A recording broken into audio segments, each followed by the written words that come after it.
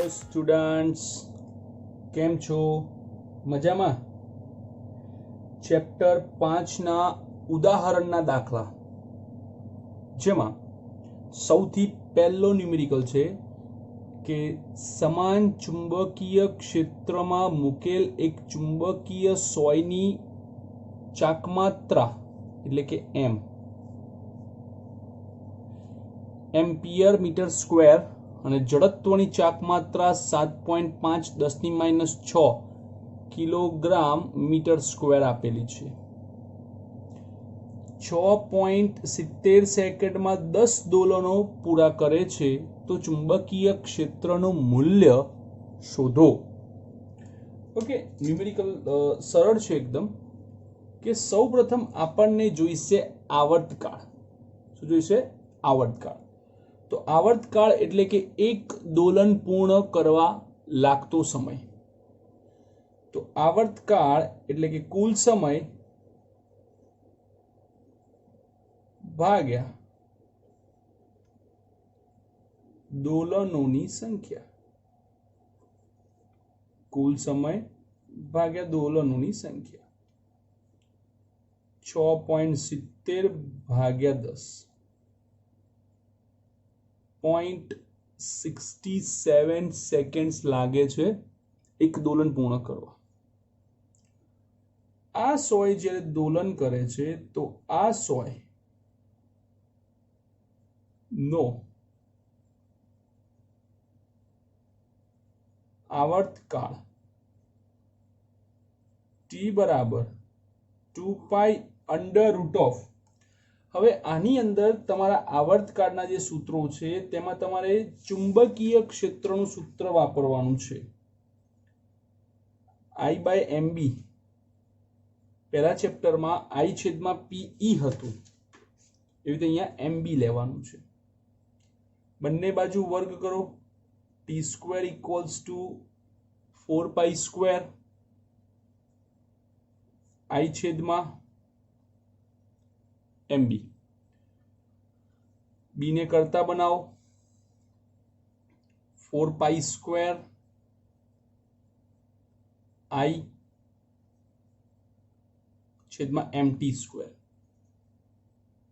તો એના પરથી આપણે કિંમતો મૂકીએ કે b = 4 પાઈના સ્થાને 3.14 નો વર્ગ. જડત્વની ચાકમાત્રા આપી છે 7.5 10⁻6 m 6.7 10⁻2 t² 0.67 નો સ્ક્વેર. આ બધાનો ભાગાકાર કરો તો કંઈક સમથિંગ આવું આવે. 98.27 10⁻⁴. 1 2 3. ઓકે, 9827, જેની નિયરલી કિંમત થાય 0.01 ટેસ્લા. 0.01 ટેસ્લા જેટલી કિંમત થાય છે.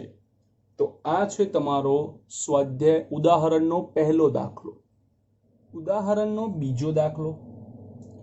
એક નાના ગજિયા ચુંબકને તેની અક્ષ 800 ગોસ ચુંબકીય ક્ષેત્ર B જેટલા બાહ્ય ચુંબકીય ક્ષેત્ર સાથે 30 ડિગ્રીનો કોણ મૂકતા તે 0.016 ન્યૂટન મીટર જેટલું ટોર્ક અનુભવે છે.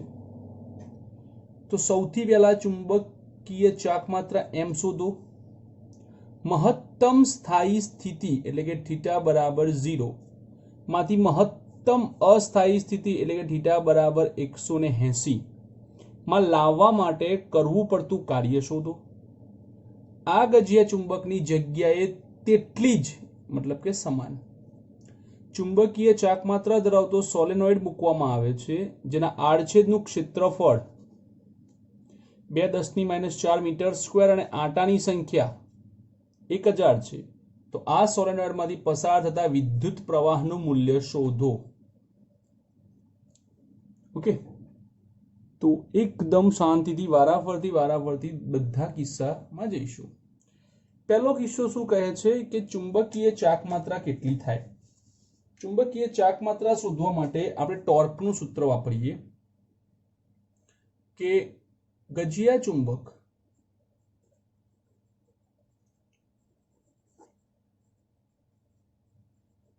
પર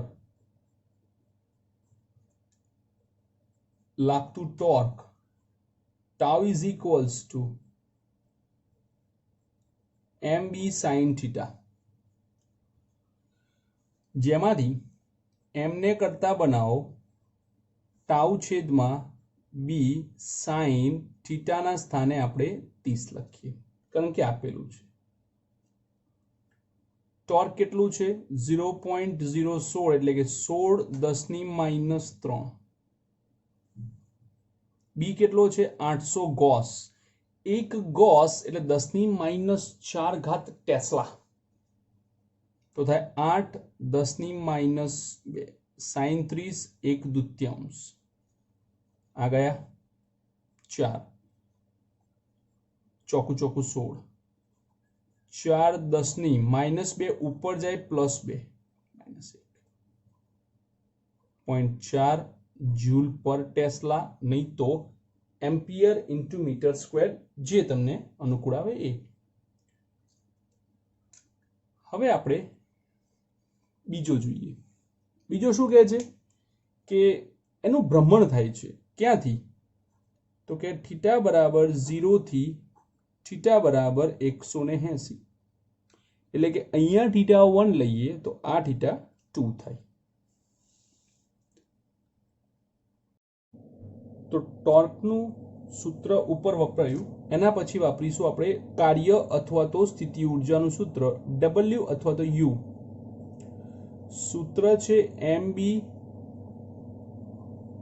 cos θ1 minus cos θ2. હવે આપણી પાસે કિંમતો છે. m ની કિંમત છે 0.4, b ની કિંમત છે 8 10 - 2 cos 0 minus cos 180. ઓકે, તો આ થાય 0.4 × 8, 8 ચોક 32,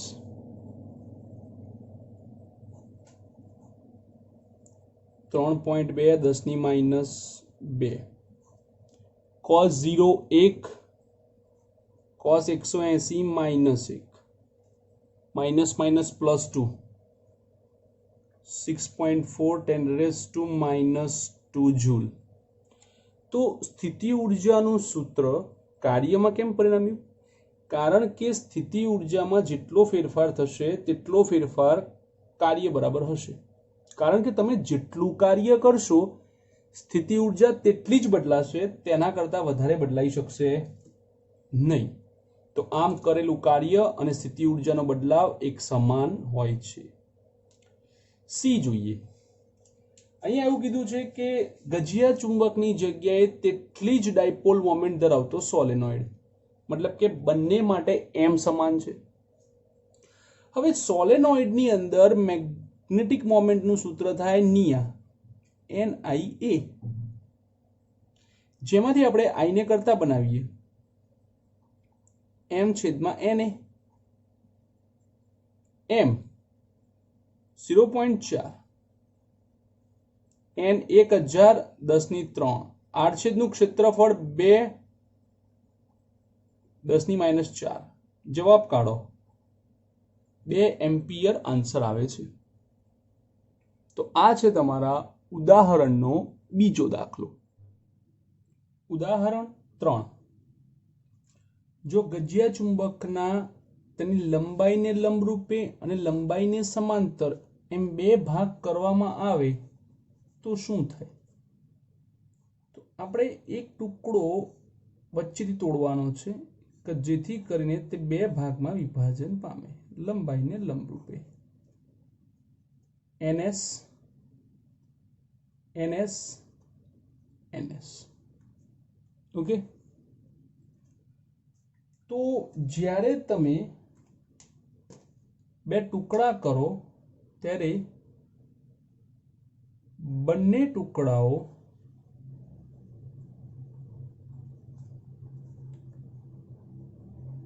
સ્વતંત્ર ચુંબક તરીકે વર્તે. લંબાઈ અડધી થવાથી એમ એટલે કે ચુંબકીય ડાયપોલ મોમેન્ટ પણ અડધી થશે. જ્યારે QM એટલે કે ધ્રુવમાન નહીં બદલાય, તે અચળ જ રહે છે. એવી જ રીતે જ્યારે લંબાઈને સમાંતર આપણે બે ટુકડાઓ કરીએ છીએ NS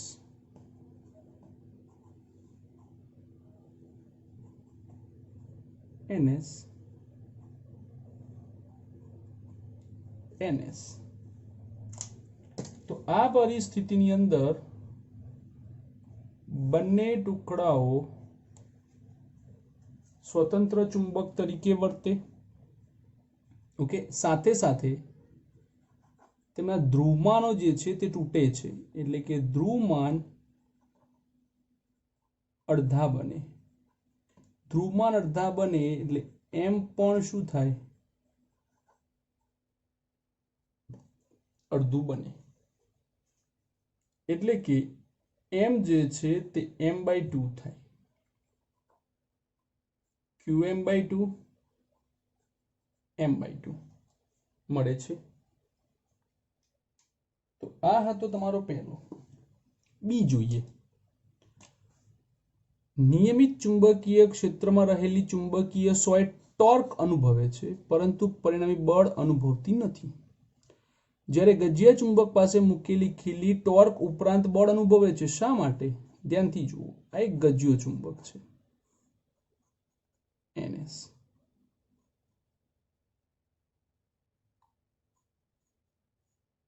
આ એક ખીલી છે.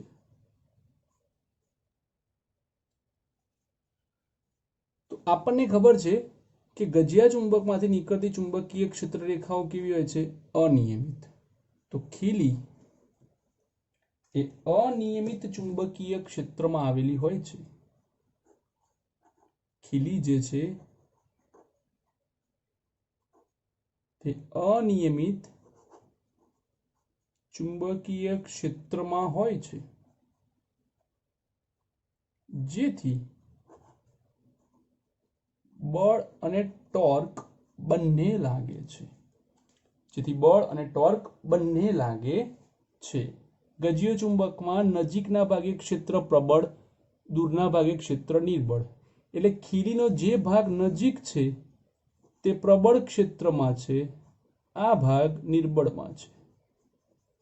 એટલે ખીલી એ નિયમિત ચુંબકીય ક્ષેત્રમાં છે તેવું ન કહી શકાય.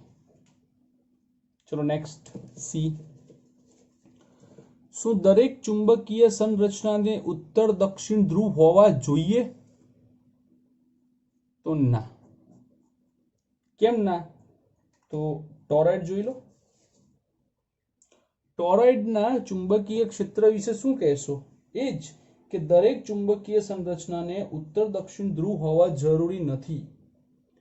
જ્યારે ચુંબકીય ક્ષેત્રના ઉદ્ગમની એટલે કે સ્ત્રોતની પરિણામી ચુંબકીય ડાયપોલ મોમેન્ટ શૂન્ય ન હોય. બીજું, ટોરોઇડના કિસ્સાની અંદર આપણને ખબર છે કે તે બંધ ગાળો રચે છે. તે શું રચે છે? બંધ ગાળો. એટલા માટે ત્યાં ઉદ્ગમ મતલબ આપણને બહાર નીકળવાનો અને અંદર જવાનો રસ્તો મળતો નથી. જેમ કે અહીંયા આપણે જોઈએ ટોરોઇડનું જે ચુંબકીય ક્ષેત્ર છે તે તમે ધ્યાનથી જોશો તો ક્યાંથી N અને ક્યાંથી S મતલબ ક્યાંથી અંદર જાય ક્યાંથી બહાર નીકળે તેની આપણને ખબર પડતી નથી. એટલે ટોરોઇડના જ કિસ્સામાં ખાસ કરીને આપણે N અને S ધ્રુવો મળતા નથી. તો એના પરથી એવું કહી શકાય કે દરેક ચુંબકને N અને S ધ્રુવો ન પણ હોય. ડી. શું કહે છે? બે એક સરખા લોખંડના ટુકડાઓ A અને B આપેલા છે. Okay done. જેમાંથી કોઈ એક ચોક્કસપણે ચુંબકિત કરેલું હોવાનું જ્ઞાત છે. બંને ચુંબકિત કરેલા છે કે નહીં તે કેવી રીતે નક્કી કરશો? ઓકે, ધારો કે હું એમ કહું કે મારી પાસે બે ટુકડા છે, બરાબર? ધ્યાનથી સાંભળજો. આ N આ S. ઓકે, ધારો કે આ પરિસ્થિતિમાં આકર્ષી બળ લાગે. હવે આપણે આને પલટીએ. SN આને નથી બદલવું. આ જે પરિસ્થિતિમાં છે તે જ પરિસ્થિતિમાં રહેવા દો. ઓકે, હવે અહીંયા બે પરિસ્થિતિ થાય. જો આકર્ષી બળ લાગે અથવા અપાકર્ષી બળ લાગે, બે પરિસ્થિતિ થાય. ક્લિયર? હવે જુઓ, ધ્યાનથી સમજો હું શું કહેવા માંગુ છું. ધારો કે જે કેપ છેડા છે તે N છે, પાછળના છેડા છે તે S છે. આ પરિસ્થિતિમાં પહેલા આપણે ધારો કે આ રીતે રાખ્યું, બરાબર? આ N આ S, તેમની વચ્ચે આકર્ષી બળ લાગ્યું. ઓકે, નો પ્રોબ્લેમ.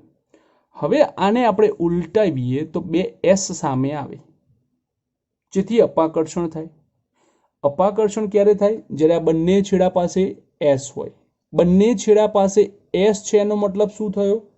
કે બંને છેડા ચુંબકિત છે, એટલે કે બંને ચુંબક છે, તો જ એ અપાકર્ષણમાં પરિણમે. જો બંને ચુંબક નથી અને આને આપણે ફેરવતા રહીએ તો આના પર ખાલી ને ખાલી અપાકર્ષી બળ જ લાગશે. એટલે એનો મતલબ એ થયો કે જો અપાકર્ષી બળ લાગે છે તો તે બંને ચુંબક છે, અને જો નથી તો કોઈ પણ એક જ ચુંબક છે. હું એવું નથી કહેતો કે પહેલું ચુંબક હશે, એ આપણે જાણવું પડશે કે કોણ ચુંબક છે ને કોણ નહીં. ઓકે, ચલો આગળ જોઈએ.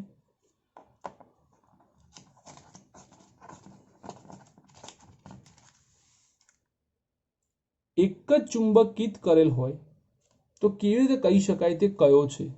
ઓ હા, એ વાત સાચી છે કે ભાઈ એક જ ચુંબક છે, તો એ કઈ રીતે ખબર પડશે કે કયો ચુંબક છે? તો જુઓ, એના માટે આપણે બે કિસ્સાની ચર્ચા કરીએ. કિસ્સા નંબર 1, ધારો કે આપણે આ ટુકડોને ચુંબક લઈએ, બરાબર? NS, અને આને આપણે લોખંડ લઈએ, બરાબર? તો આના પર બળ લાગશે. આ એક્ઝેક્ટ ક્યાં જાય છે? એક્ઝેક્ટ કેન્દ્ર તરફ લાગે. ક્યાં જાય છે? કેન્દ્ર તરફ. તો જ્યારે લોખંડનો ટુકડો ચુંબકના કેન્દ્ર તરફ જાય ત્યારે બળ અચળ રહે છે, બળ બદલાતું નથી. કારણ કે N વડે જે ચુંબકીય બળ લાગે છે, S વડે જે લાગે છે તે પરસ્પર કેવા હશે? વિરુદ્ધ. તો આમ તે જેમ જેમ ઉપર તરફ જશે તેમ તેમ તેના પર કોઈ બળનો ફેરફાર દેખાશે નહીં. જે બળ છે તે અચળ જોવા મળે છે.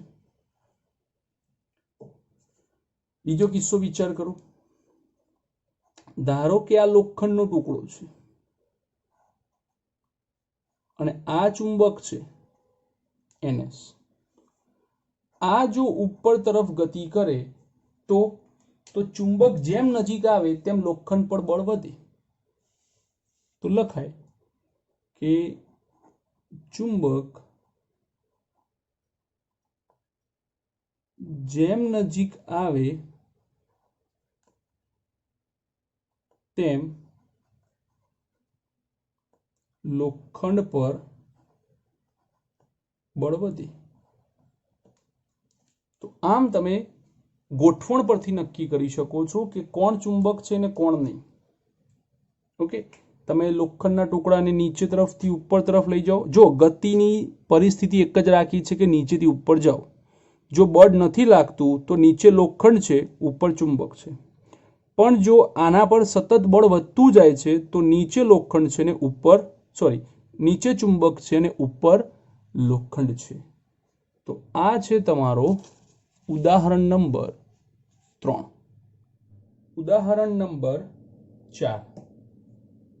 5 સેમી લંબાઈના ગજિયા ચુંબકના મધ્યબિંદુથી 5 સેમીની લંબાઈ છે, 50 સેમી અંતરે વિષુવવૃત્તીય રેખા અને અક્ષીય ક્ષેત્રોનું મૂલ્ય કેટલું હશે? ગજિયા ચુંબકની ચાક માત્રા 0.4 એમ્પિયર મીટર સ્ક્વેર છે। હવે એવું કહેવામાં આવે છે કે આ ગજિયો ચુંબક છે અને આ ગજિયા ચુંબકથી ઘણા દૂરના અંતરે। કેમ આટલું દૂર? તો તમે ધ્યાનથી જુઓ તો ગજિયા ચુંબકની લંબાઈને આપણે 2L કહીએ છીએ, એટલે કે 5 સેન્ટીમીટર એ 50 કરતા ઘણા નાના કહેવાય। તો એનો મતલબ એ થયો કે 2L is less than R હોવાથી બ્રેક પહેલા આપણે વિષુવવૃત્તીય અથવા તો વિષુવ રેખા પરની ચર્ચા કરીએ। તો વિષુવ રેખા એટલે કે આ બિંદુથી નીચે તરફ અથવા તો ઉપર તરફ ચુંબકીય ક્ષેત્ર B બરાબર μ0/4 પાઈ m/r3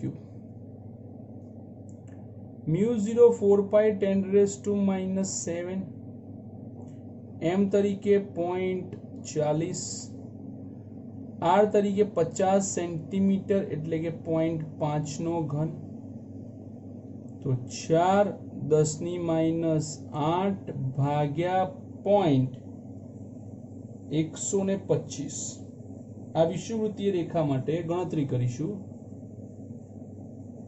3.2 10⁻7 ટેસ્લા। હવે આપણે અક્ષીય માટે જોઈએ।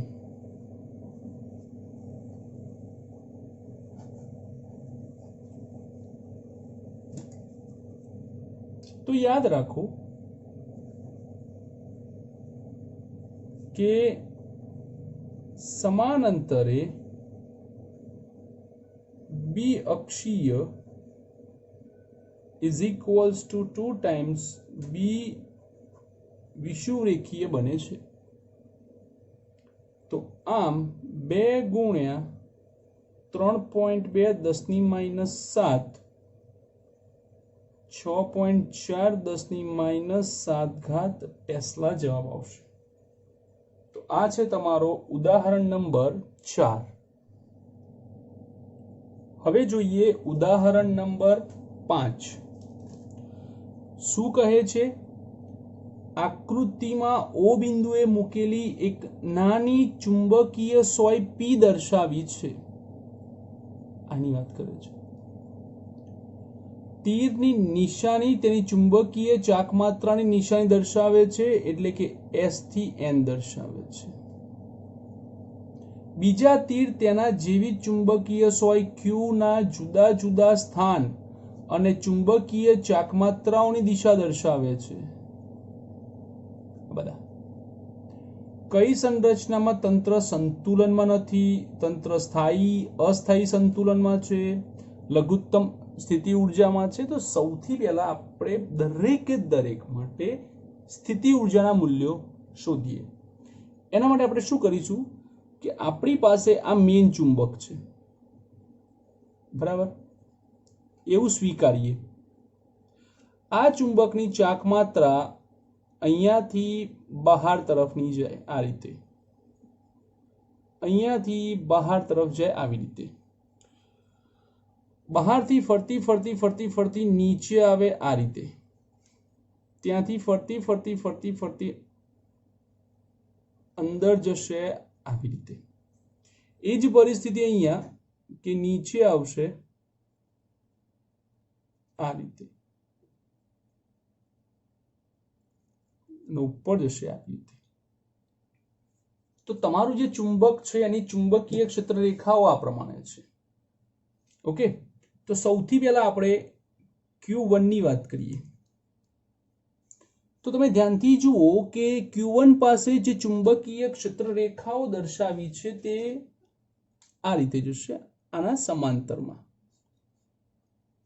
એ જ રીતે Q2 માટે પણ સમાંતરમાં. તો Q1 અને જે Q2 છે એક ના લખીએ, બંને લખીએ. Q1 અને Q2 માટે સદિશ M અને સદિશ B, Q1 અને Q2 માટે જે તમારો ચુંબકીય ક્ષેત્ર અને ડાયપોલ મોમેન્ટનો જે ખૂણો છે તે વચ્ચેનો ખૂણો થીટા ઇક્વલ્સ ટુ 90 માટે U1 is equals two U2 is equals two minus MB cos 90. cos 90 એટલે 0. ઓકે, અને જ્યારે પણ આપણને સ્થિતિ ઊર્જાનું મૂલ્ય 0 મળે છે ત્યારે આપણે એવું કહીએ છીએ કે તંત્ર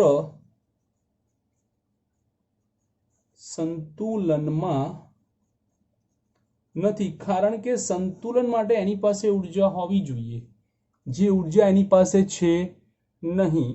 તો એમ કરતા આપણને આપણો પહેલો આન્સર મળી ગયો કે તંત્ર સંતુલનમાં નથી. હવે આપણે વાત કરીએ તો કે Q3 ની. તો Q3 કઈ બાજુ છે? તો કે આ Q3 છે. Q3 માટે M ક્યાં છે? નીચે તરફ. ચુંબકીય ક્ષેત્ર ક્યાં છે?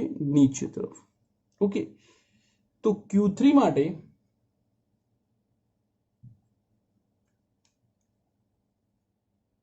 M અને B જે છે,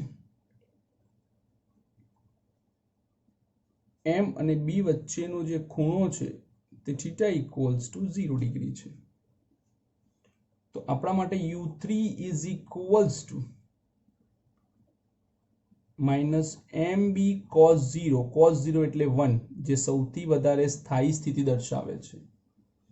એટલે એવું કહેવાય છે કે આ સ્થિતિમાં તંત્ર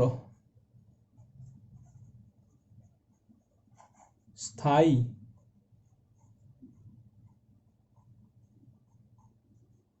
સંતુલનમાં છે. ક્યાં છે? સ્થાયી સંતુલનમાં છે. આગળ જોઈએ, Q4 ની ચર્ચા કરીએ. Q4 શું કહે છે કે ચુંબકીય ક્ષેત્ર ઉપર જાય છે અને આ જે છે તે નીચે તરફ આવે છે. તો Q4 માટે M અને B વચ્ચેનો જે ખૂણો છે તે ખૂણો થીટા ઇક્વલ્સ ટુ 180 છે પ્રતિ સમાંતર. આ સ્થિતિમાં U4 is equals two minus MB cos 180. cos 180 એટલે -1 is equals two plus MB. આપણને ખબર છે કે 180 એટલે તંત્રની સૌથી વધારે અસ્થાયી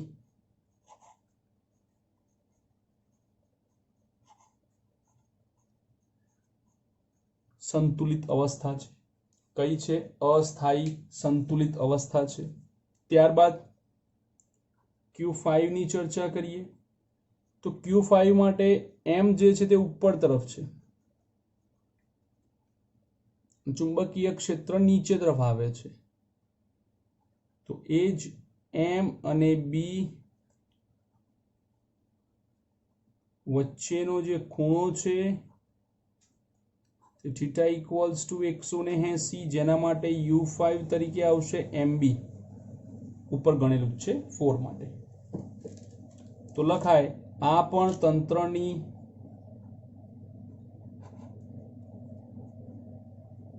અસ્થાયી સંતુલન અવસ્થા છે. તંત્રની અસ્થાયી સંતુલન અવસ્થા છે. અને છેલ્લે Q6 માં ચુંબકીય ડાયપોલ મોમેન્ટ ઉપર તરફની છે, ચુંબકીય ક્ષેત્ર પણ ઉપર તરફ છે. તો એવું લખી શકાય છે કે M અને બી વચ્ચેનો ખૂણો થીટા ઇક્વલ્સ ટુ 0 આવી રહ્યો, એના માટે સૂત્ર આવે છે એમબી માઇનસ એમબી. હવે આ કઈ અવસ્થા થાય તો કે તંત્રની સ્થાયી અવસ્થા બને છે. ઓકે, તો આપણી પાસે જે ક્વેશ્ચન્સ છે એના આન્સર્સ આપણે જોઈએ તો કઈ સંરચનામાં ગોઠવણમાં તંત્ર સંતુલનમાં નથી? પહેલી Q1 and Q2. કઈ સંરચનામાં તંત્ર સ્થાયી અને બીજું અસ્થાયી? તો આપણે પહેલાની વાત કરીએ તો કે શેમાં સ્થાયી છે તો કે Q3 અને Q3 ના જેવો જ કોણ Q6. શેમાં અસ્થાયી છે? Q4 અને તેના જેવો જ Q5.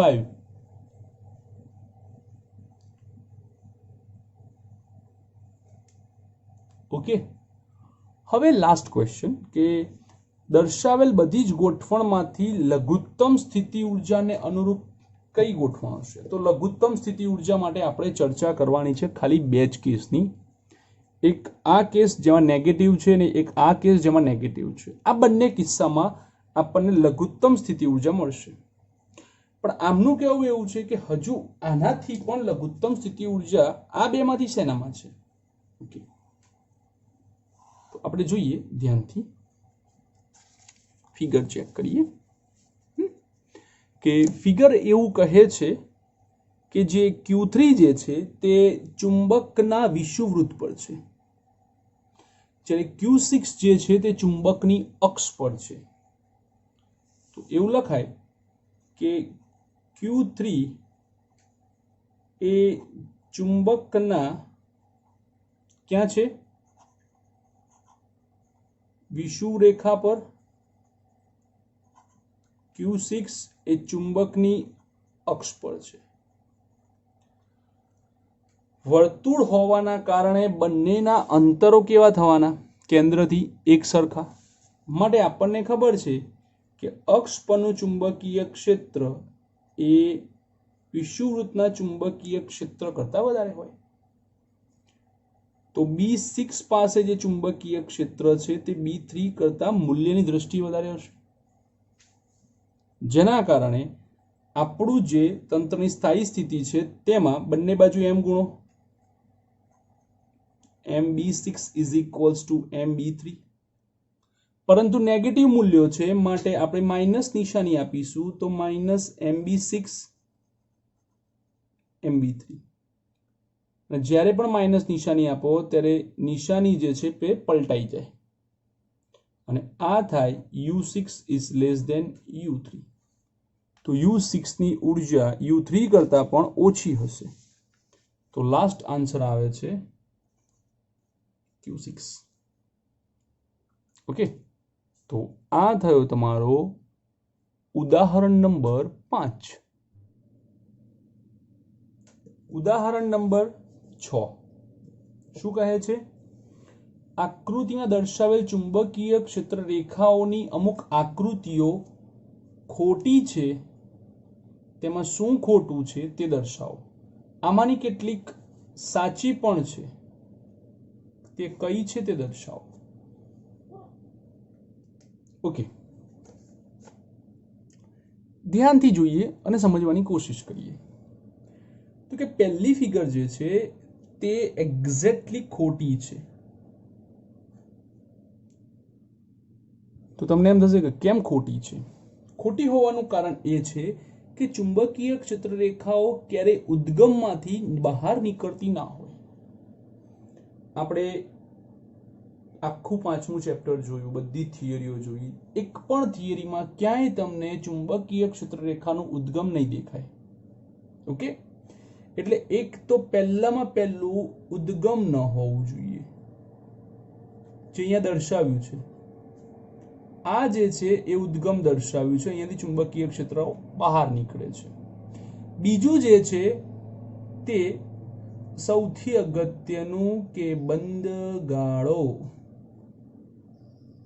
તે રચતી નથી, અને જે બંધ ગાળો ન રચે તેના માટે આપણે ચુંબકીય ક્ષેત્ર રેખાઓ કહી શકતા નથી. ચલો બીજી આકૃતિ જોઈએ. આ આકૃતિઓમાં રેખાઓ એકબીજાને ક્રોસ થાય છે, તો આપણને ખબર છે કે આ આકૃતિ પણ ખોટી છે. કેમ ખોટી છે? કારણ કે લાક્ષણિકતા પરથી ચુંબકીય ક્ષેત્ર રેખાઓ કદાપી છેદતી નથી. ચુંબકીય ક્ષેત્ર રેખાઓ કદાપી છેદતી નથી, જ્યારે અહીંયા તો એકબીજાને ક્રોસ બતાવી છે, માટે આ શક્ય છે નહીં. વાત કરીએ સી ની, તો સી જે છે તે સાચી ફિગર છે. કેમ? તો કે ટોરોઇડ છે. શું છે? ટોરોઇડ. અને ટોરોઇડની અંદર ચુંબકીય ક્ષેત્ર રેખાઓ આપણને મળે છે. ઓકે, કે ટોરોઇડની અંદર ચુંબકીય ક્ષેત્ર રેખાઓ બંધ ગાળો પણ રચે છે. બીજું, બંધિત અવસ્થામાં પણ છે. અને ક્યાંય તમને ઉદ્ગમ જોવા મળતું નથી. ક્યાંય કોઈ જગ્યાએ તમને ઉદ્ગમ જોવા મળશે નહીં. હવે આપણે ડી ની વાત કરીએ. તો ડી ને સમજતા પહેલા થોડુંક ઝૂમ કરીને જોઈએ કે ડી માં શું આપેલ છે એક્ઝેક્ટ. તો આપણે ડી માં એવું વિચારીએ કે સોલેનોઇડ પ્રમાણેની ચર્ચા હોય, કે સોલેનોઇડ જ આપેલો છે, તો પણ આ આકૃતિ કેવી થશે? ખોટી પડશે. કારણ કે ચુંબકીય ક્ષેત્ર રેખાઓ ક્યારેય સીધી ના હોય, એ થોડીક અહીંથી આમ બેન્ડ થવી જોઈએ, કારણ કે તેને વળીને પાછું આવવાનું છે. એટલે જેવું તે સોલેનોઇડમાંથી બહાર નીકળે એટલે એ બેન્ડ થયેલી હોવી જોઈએ આ રીતે.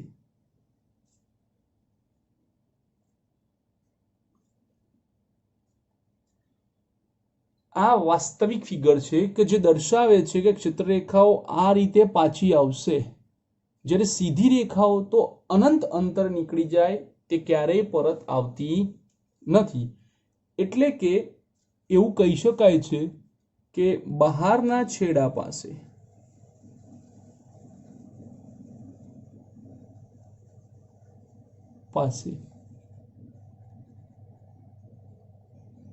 તે વળાંક લે.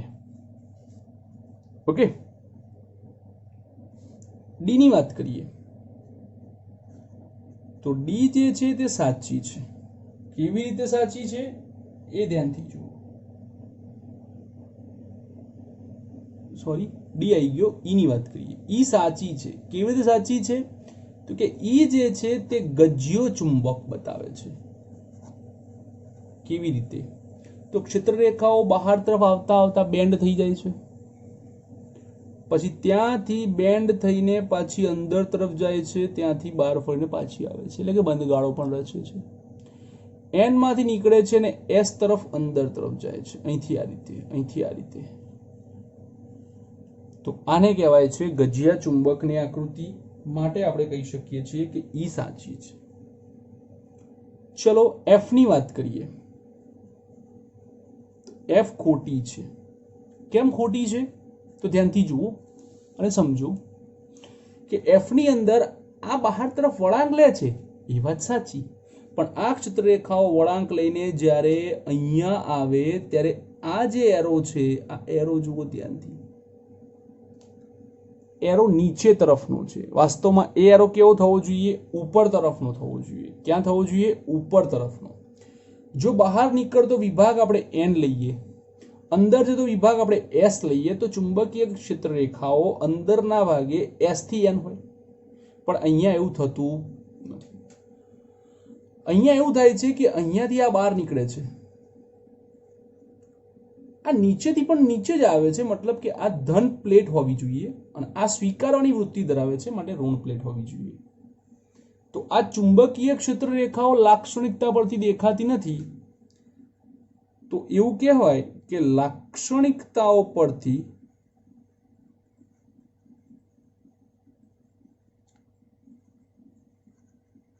તે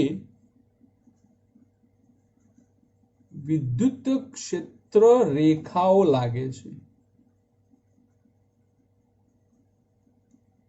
કારણ કે અંદરના ભાગે દિશા ઉલટાઈ જાય, બહાર કરતા ઉલટાઈ જાય, તથા બંધ ગાળો પણ રચે. તો અહીંયા તો બંધ ગાળો પણ રચતી નથી.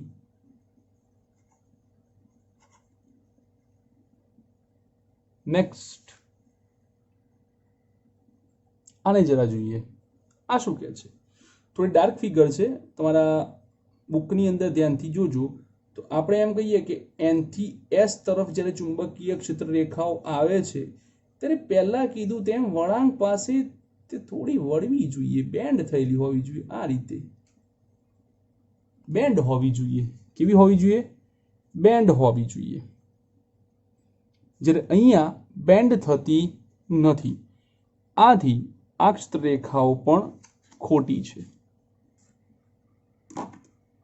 તો અહીંયા આપણી પાસે માત્ર બે ક્ષેત્ર રેખાઓ જ એવી છે કે જે સાચી છે, બીજી બધી ક્ષેત્ર રેખાઓ આપણને ખોટી પડી છે. કઈ બે સાચી પડી? તો એક આકૃતિ સી ટોરોઇડ વાળી અને એક ગજિયા ચુંબક વાળી. તો આ છે તમારા ઉદાહરણનો છઠ્ઠો દાખલો. ઉદાહરણ નંબર 7. પહેલું, ચુંબકીય ક્ષેત્ર રેખાઓ વડે દર્શાવેલી દિશામાં ચુંબકિત કરેલ સોય ગોઠવાય છે. શું ચુંબકીય ક્ષેત્ર રેખાઓ ગતિ કરતા વીજભાર માટે દરેક બિંદુએ ચુંબકીય બળ રેખાઓ દર્શાવે છે? શું કહે છે કે જ્યારે વીજભાર ગતિ કરે ત્યારે તેના પર બળ લાગે. F = Q V × B તરીકે બળ લાગે, જેને ચુંબકીય બળ કહેવાય. અહીં બળ F એ હંમેશા B ને કેવું હોય છે? લંબ દિશામાં હોય છે. ચુંબકીય ક્ષેત્ર રેખાઓને આપણે ચુંબકીય બળ રેખાઓ ન કહી શકીએ. કેમ ન કહી શકીએ? તો ધારો કે ચુંબકીય ક્ષેત્ર આ દિશામાં લાગે છે, ચુંબકીય બળ આ દિશામાં લાગે છે, તો આ રેખાને બળ રેખા તરીકે વ્યાખ્યાયિત ન કરી શકાય, કારણ કે બંનેની દિશાઓ અલગ અલગ, એટલે કે એકબીજાને લંબ છે. એટલે ચુંબકીય ક્ષેત્ર રેખાઓને આપણે ચુંબકીય બળ રેખાઓ તરીકે નામ ન આપી શકીએ. ઓકે, બીજું જોઈએ. બીજું શું કહે છે કે ટોરોઇડના ગર્ભ ભાગમાં, આગળનું આપણે ટોરોઇડનું ઉદાહરણ જોયું, માં ચુંબકીય ક્ષેત્ર રેખાઓ સંપૂર્ણ સમાયેલી હોય છે. સીધા સોલેનોઇડ માટે આવું હોતું નથી. કેમ? તો એમ્પિયરનો નિયમ શું કહે છે? તો એમ્પિયરનો નિયમ એવું કહે છે કે જ્યારે આપણે સોલેનોઇડ લઈએ છીએ ત્યારે ચુંબકીય ક્ષેત્ર રેખાઓ ધારો કે એક ભાગેથી બહાર નીકળે તો બીજા ભાગેથી અંદર જવી જોઈએ. એક ભાગેથી ચુંબકીય ક્ષેત્ર રેખાઓ બહાર નીકળે તો બીજા ભાગેથી અંદર જવી જોઈએ, જેથી કરીને આપણા માટે ફ્લક્સનું મૂલ્ય શૂન્ય થાય. જેથી કરીને આપણું ફ્લક્સ જે છે તે કેવું થવું જોઈએ? શૂન્ય થવું જોઈએ. હવે ધારો કે ચુંબકીય ક્ષેત્ર રેખાઓ નથી મળતી, માત્ર અંદર જ ક્યાંક મળે છે, તો ચોખ્ખું ફ્લક્સ મળશે. ચોખ્ખું ફ્લક્સ એ ચુંબક માટે હોતું નથી. ચુંબક માટે ગાઉસનો નિયમ શું કહે છે? Phi = ઇન્ટિગ્રેશન B × dA = 0 હોય છે. તો એ જ પરિસ્થિતિ તમારે અહીંયા જોવાની છે. તો પછી ટોરોઇડની અંદર એવું કેમ? કારણ કે ટોરોઇડના કોઈ છેડા હોતા નથી, એટલે અંદર જવાનો ને બહાર નીકળવાનો પ્રશ્ન હોતો નથી. એટલા માટે સંપૂર્ણ ક્ષેત્ર રેખાઓ અહીંયા આ રીતે જુઓ પથરાયેલી હોય છે. ટોરોઇડની અંદર ચુંબકીય ક્ષેત્ર રેખાઓનો છેડો જ નથી હોતો, જેથી કરીને અંદર બહારનો પ્રશ્ન થાય નહીં અને ફ્લક્સ માટેની ગણતરી આપણને હંમેશા કેવી મળશે? 0 જ મળે છે. માટે આની ચર્ચા આપણે વધારે થિયરીમાં કરી ચૂકેલા છીએ, તો ટોરોઇડની થિયરી તમે એકવાર ધ્યાનથી જોશો તો આના બધા જ કન્સેપ્ટનો તમને ખ્યાલ આવી જશે. સી જોઈએ. જો ચુંબકીય એક ધ્રુવી અસ્તિત્વ ધરાવતા હોત, શું કહે છે કે ધારો કે તમારી પાસે ચુંબક છે એ નોર્થ જ હોય અથવા તો એક સાઉથ જ હોય, બે ભેગા ના હોય, સ્વતંત્ર નોર્થ સ્વતંત્ર સાઉથ, એટલે આપણે નથી કહેતા પ્લસ વીજભાર હોય ને માઇનસ વીજભાર હોય, કહીએ છીએ એવી રીતે એક નોર્થ હોય એક સાઉથ હોય, એક જ ધ્રુવ હોય, બે ન હોય, તો ચુંબકત્વ માટે ગોસના નિયમમાં શું ફરક પડે? ચુંબકત્વ માટે જે આપણો અત્યારે હાલ ગોસનો નિયમ છે તે છે B * dA = 0 છે. ઓકે, હવે આપણને ખબર છે કે ઇન્ટિગ્રેશન E * dA લેવા જઈએ તો શું મળે છે? તો કે Q/ε0. આ જ સૂત્રને આપણે મોડિફાઈ કરીએ તો B * dA, Q એટલે વીજભાર, તો અહીંયા કોણ આવે? ધ્રુવમાન. ધ્રુવમાનને આપણે Q એમ લખીએ છીએ. ε0 ના સ્થાને કોણ આવશે? μ0. અને આગળ ચર્ચા થઈ તેમ કે એક જ પ્રકારના સૂત્રો માટે ε0 અને μ0 એકબીજાના વ્યસ્તમાં હોય. ε0 છેદમાં છે તો μ0 કમ્પલસરી અંશમાં આવે જ. Next D. શું ગજિયા ચુંબકનું ચુંબકીય ક્ષેત્ર તેના પર ટોર્ક લગાડે? ના, તેના પર કોઈ દિવસ ટોર્ક લાગતું નથી, ક્યારે ન લગાડી શકે. શું વિદ્યુત પ્રવાહ ધારિત તારનો ખંડ તે જ તારના બીજા વિદ્યુત પ્રવાહ ધારિત તારના ખંડ પર બળ લગાડે? હા, લગાડે, પણ ચોખ્ખું બળ 0 હોય. તો આપણો જવાબ આવે ડી. ડી માં પહેલા પ્રશ્નનો જવાબ આવે કે ના, કોઈ દિવસ ન લાગે. ચુંબક વડે પોતે જ પોતાના પર બળ લાગે નહીં, પોતે જ પોતાના પર ટોર્ક લગાવી શકે નહીં. પણ જો તારની વાત કરીએ તો તાર પર આ બળો લાગે. પણ જો તાર સીધો હોય તો સીધા તાર માટે પરિણામી બળ કેટલું થઈ જાય છે? 0 બને છે. સીધા તાર માટે પરિણામી બળ જે છે તે 0 બની જાય છે. તો આમ તમારે એ વાતનું ખાસ ધ્યાન રાખવાનું છે. નેક્સ્ટ ઈ. ગતિમાન વીજભારોના કારણે ચુંબકીય ક્ષેત્ર ઉદ્ભવે છે. કોઈ તંત્રનો ચોખ્ખો વીજભાર 0 હોય તો તેની ચુંબકીય ચાકમાત્રા હોઈ શકે? ઓફકોર્સ હોય. યસ. વધારે કંઈ નહીં સમજાવું, સીધું ઉદાહરણ ઉપર આવી જઈશ કે આપણે એક પેરામેગ્નેટિક પદાર્થ લઈએ. પેરામેગ્નેટિક પદાર્થમાં કુલ વીજભાર જે છે તે 0 છે, પણ તેની ચુંબકીય ચાકમાત્રા મળે છે. પેરામેગ્નેટિક પદાર્થની અંદર જેટલા ઇલેક્ટ્રોન છે એટલા પ્રોટોન છે, વીજભારની દ્રષ્ટિએ તટસ્થ છે, પણ તેમાં ચુંબકીય ચાકમાત્રાઓ હાજર રહેલી હોય છે, એટલે કે તેઓ ચુંબકીય ડાયપોલ મોમેન્ટ ધરાવતા હોય છે. પરિણામી ડાયપોલ મોમેન્ટ 0 થાય પણ સ્વતંત્ર રીતે તો મળતી હોય છે. તો એવું નથી કે Q0 હોય તો ડાયપોલ મોમેન્ટ 0 જ બને. તો આ છે તમારો ઉદાહરણ નંબર 7. ઉદાહરણ નંબર 8. પૃથ્વીનું ચુંબકીય ક્ષેત્ર વિષુવવૃત્ત પાસે લગભગ 0.4 ગોસ જેટલું છે. પૃથ્વીની દ્વિધ્રુવી ચાકમાત્રા એટલે કે ડાયપોલ મોમેન્ટ m શોધો. કઈ જગ્યાની વાત ચાલે છે? વિષુવવૃત્ત પર. ઓકે, પૃથ્વી ધારો કે આ રીતે આવેલી હોય,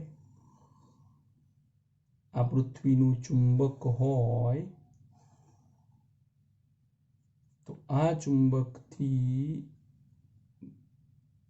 કેન્દ્રથી આ અંતર પૃથ્વીની ત્રિજ્યા જેટલું થાય 6400 કિલોમીટર.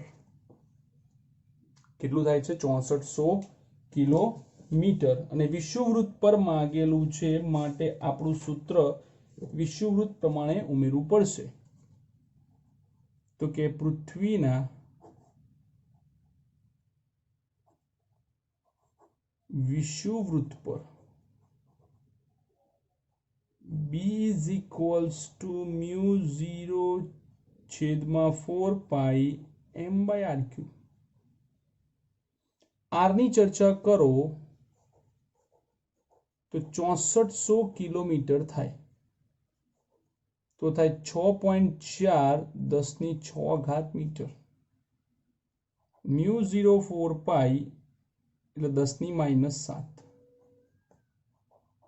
m છેદમાં r ક્યુબ. આપણે m શોધવાનું છે. તો br ક્યુબ છેદમાં 10⁻⁷. b.4 Gauss 4 10⁻⁵. 6.4 10⁶ છેદમાં 10⁻⁷. ટોટલ ગણતરી કરીને જવાબ લઈએ તો 1.05 10⁻23 જૂલ પર ટેસ્લા જવાબ મળે છે. 1.05 10⁻23 જૂલ પર ટેસ્લા મળે છે. ઉદાહરણ નંબર 9. કોઈ સ્થાનના ચુંબકીય ધ્રુવતલમાં પૃથ્વીના ચુંબકીય ક્ષેત્રનો સમક્ષિતિજ ઘટક 0.26 ગોસ છે. સમક્ષિતિજ ઘટક એટલે કે He. નમન કોણ એટલે કે I 60 ડિગ્રી છે તો પૃથ્વીનું ચુંબકીય ક્ષેત્ર Be શોધો. ઓકે, પરિસ્થિતિ આવી કીધી છે, કંઈક આ રીતે છે. આ Be, આ 60 ડિગ્રી, He, Ze. હવે જોઈએ તો સમક્ષિતિજ ઘટક જે છે કે સમક્ષિતિજ ઘટક He is equals to Be cos 60. He તરીકે 0.26 cos. Be cos 60 1/2. બે સામે જવા દો. 2 ગુણ્યા 0.26 0.52 cos. તો આ છે તમારો ઉદાહરણ નંબર 9. ઉદાહરણ નંબર 10. એક સોલેનોઇડમાં ગર્ભના દ્રવ્યની સાપેક્ષ પરમિએબિલિટી એટલે કે μr આપેલી છે 400. સોલેનોઇડના આંટા ગર્ભની અવાહક વડે જુદા પાડેલા છે. આંટામાંથી 2 એમ્પિયર પ્રવાહ પસાર થાય છે. તો તેમાં 1 મીટર દીઠ આંટા 1000 હોય.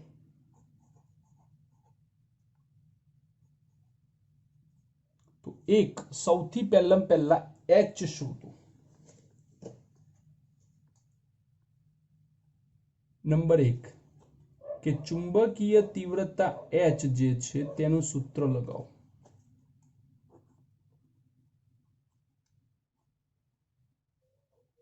H is equals to Ni 10⁻³ ગુણ્યા 2 2000 એમ્પિયર પર મીટર. નેક્સ્ટ તમારે m શોધવું છે પણ m કરતા પહેલા તમે b શોધી લો. તો b બરાબર μh તરીકે μ0 μr h. કેમ? તો આપણને ખબર છે કે μr બરાબર μ છેદમાં μ0 તો મ્યુ 0 ને આપણે મ્યુ આર જોડે ગુણી શકીએ. મ્યુ 0 તરીકે 4 પાઈ 10⁻⁻7, મ્યુ આર તરીકે 400, 2 10⁻³ આખી ગણતરી આપો તો 1.048 એટલે કે 1 ટેસ્લા જવાબ આવે. કેટલો જવાબ આવે છે? 1 ટેસ્લા આન્સર આવશે. ત્યારબાદ ગણતરીમાં મેગ્નેટાઇઝેશન લઈએ.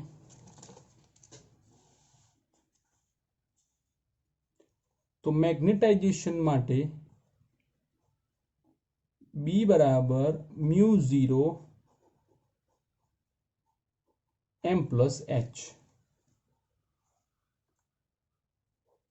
B છેદમાં મ્યુ 0 બરાબર m પ્લસ h. તો m ને કરતા બનાવો B છેદમાં mu 0 minus h. B 1 tesla, 4 પાઈ 10⁻⁻7 માઇનસ 2 10⁻³ -7 ને ઉપર જવા દો તો +7, 3.14, 2 10⁻³ ટુકડા પાડો 1 2 3 4 ગુણ્યા 10⁻³ છેદમાં 12.56 ઓછા 2 10⁻³. તો આખો આન્સર તમારો આવશે 794 10⁻³ નિયરલી. ઓકે, તો 7.94 10⁻⁵ એમ્પિયર પર મીટર એ તમારો આન્સર બેસે. હવે છેલ્લે શું શોધવાનું કીધું છે કે મેગ્નેટાઇઝેશન પ્રવાહની ગણતરી કરો. મેગ્નેટાઇઝેશન પ્રવાહ માટે આપણું સૂત્ર છે આનું આ જ.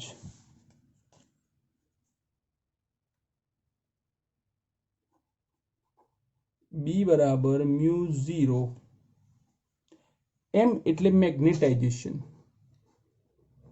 NIM minus NI, n common કાઢ લો, n IM minus plus B છેદમાં mu 0 n minus I is equals to IM.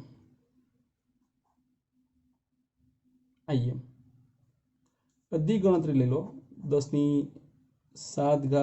ભાગ્યા 4 પાઈ 3.14, તો એક કામ કરો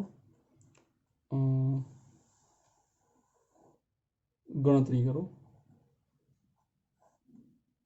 4 પાઈ 10⁻⁻7 1008 10⁻³ ઓછા પ્રવાહ તરીકે 2 એમ્પિયર.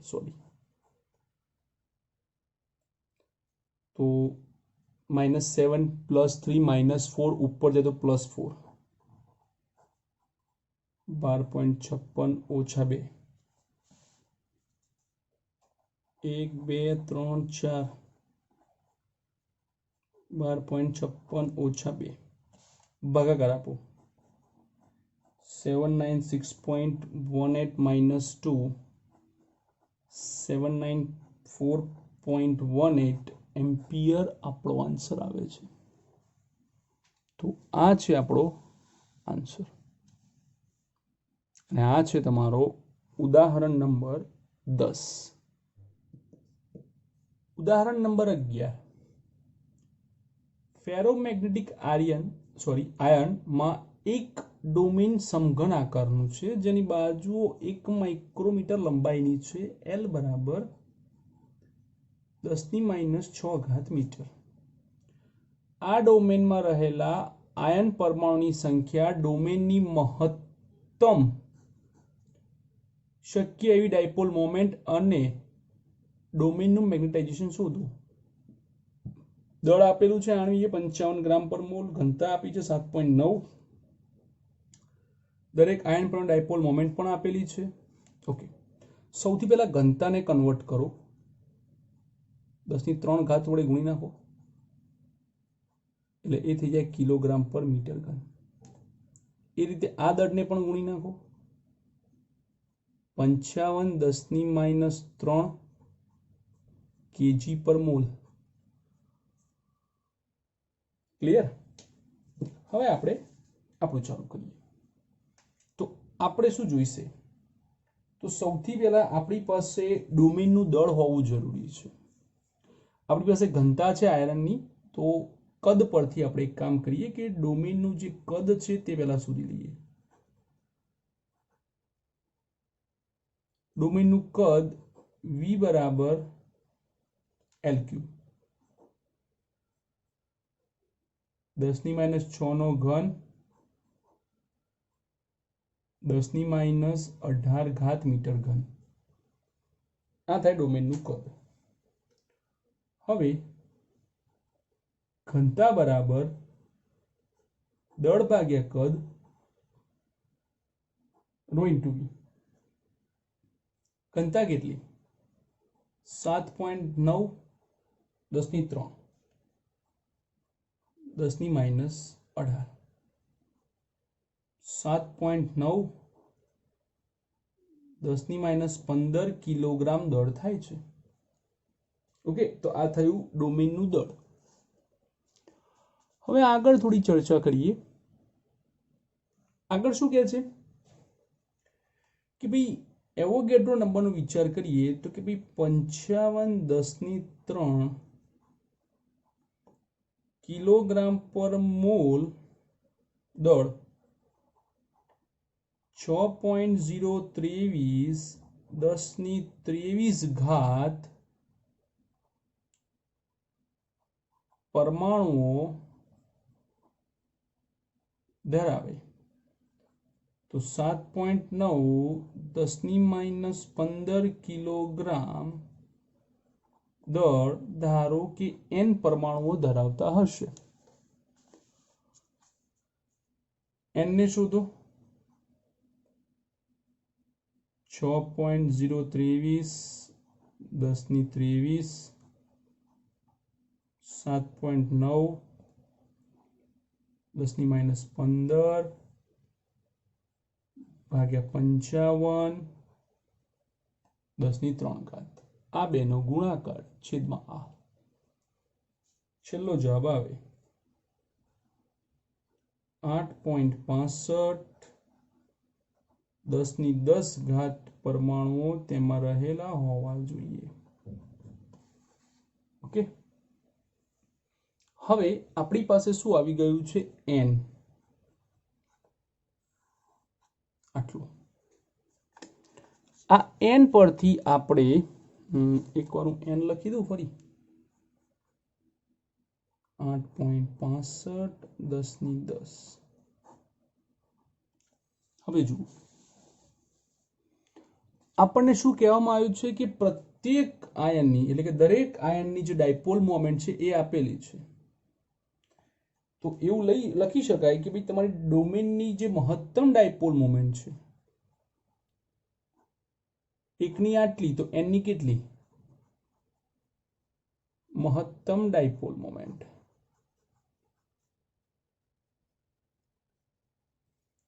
એકની આટલી, તો n ની કેટલી? મેક્સિમમ બરાબર nm1। 8.65 10⁻10 9.27 10⁻24 ગુણાકાર આપો તો 80 10⁻14 આવે છે। 8 10⁻13 એમ્પિયર મીટર સ્ક્વેર। આ થઈ ગઈ મહત્તમ ડાયપોલ મોમેન્ટ જે માંગી છે। હવે એનું મેગ્નેટાઇઝેશન કીધું છે,